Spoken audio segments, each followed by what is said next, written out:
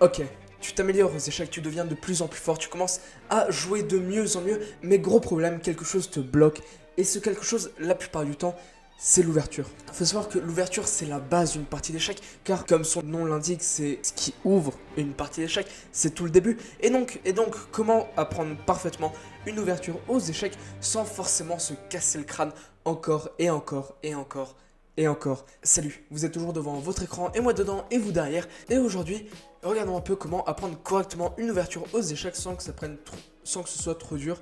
Bien évidemment, pour les habitués de la chaîne, vous verrez que j'ai changé l'axe de la caméra. Donc actuellement, vous avez vu sur ce beau temps pluvieux. Je ne sais pas encore si cet angle-là va rester, on verra avec le temps. Donc la vidéo va se diviser en 3 grandes parties. Et la première, on va l'aborder tout de suite. Les idées fondamentales et un peu de théorie de cette ouverture.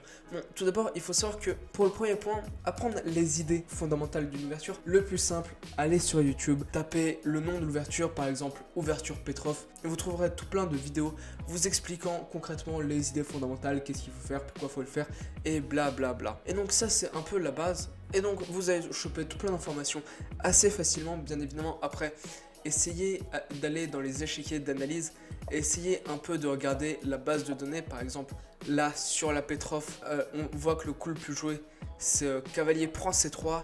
Et donc à partir de là, on a plein de coups, par exemple D5 qui est totalement gagnant pour les noirs. Et on peut apprendre les lignes. Après, il faut éviter quand même d'apprendre tout par cœur. Parce que si on regarde très franchement, par exemple l'ouverture Petrov, juste sur l'échiquier d'analyse de Lichess, on voit qu'il y a tout plein de lignes, tout plein de trucs dans tous les sens. Donc concrètement, tout apprendre c'est absurde. Le meilleur moyen, ou du moins un des meilleurs moyens, c'est d'essayer tout d'abord d'aller jouer 2-3 bots Chess.com. Ça peut être très intéressant et je pense qu'ils sont très souvent sous-cotés. Mais par exemple, aller sur Chess.com et essayer de jouer l'ouverture qu'on veut apprendre face à des bots d'à peu près notre niveau, ça peut être pas mal. Et une fois qu'on la connaît un peu, on n'est pas obligé de la connaître parfaitement. Le plus simple, c'est d'aller jouer en partie, bien évidemment. Maintenant que vous avez décidé de la jouer en partie, vous avez deux options pour l'apprendre. La première, c'est tout simplement d'aller jouer là où vous allez jouer normalement. Par exemple, moi je joue normalement en rapide, donc j'irai la jouer en rapide. Ou bien un autre moyen assez bien, assez utile, assez sous-coté, c'est aller jouer des joueurs moins forts. Par exemple, moi si on regarde mon profil Lichess, on voit qu'en rapide je suis 1641, mais en blitz je suis que 1160. Et donc ça pourrait être extrêmement intéressant pour moi d'aller jouer la Petrov que je veux apprendre en blitz, car justement les joueurs sont un peu moins forts, et donc ça me facilitera la tâche. Car si jamais je me retrouve dans une position que j'aime pas trop parce que j'ai eu une erreur de calcul ou quelque chose du genre, ça va, on est meilleur tactiquement, donc ça devrait passer.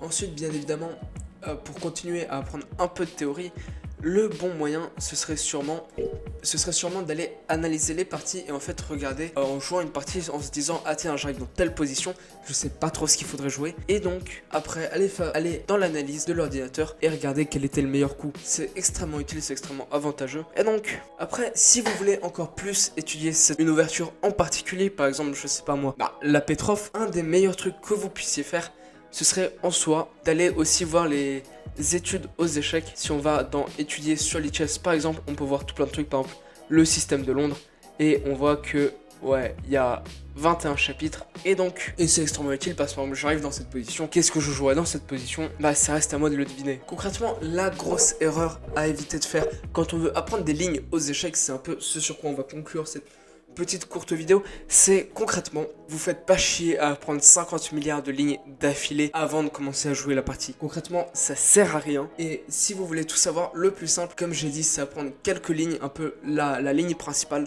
et essayer un peu d'aller la jouer en partie et s'adapter en fonction. Parce que si on apprend les 50 sous-lignes de la sicilienne avant de commencer à la jouer, c'est con parce qu'on va juste s'embrouiller, on va se confronter à ce que la base de données dit, mais on va pas s'entraîner sur ce que nos adversaires pourraient jouer. Car bien évidemment, il y a une base de données sur Lichess qui est extrêmement pratique.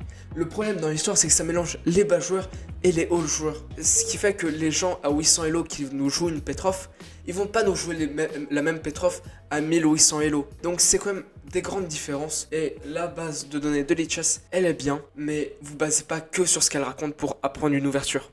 Et donc faites-moi plaisir, likez, abonnez-vous, ça me serait très utile.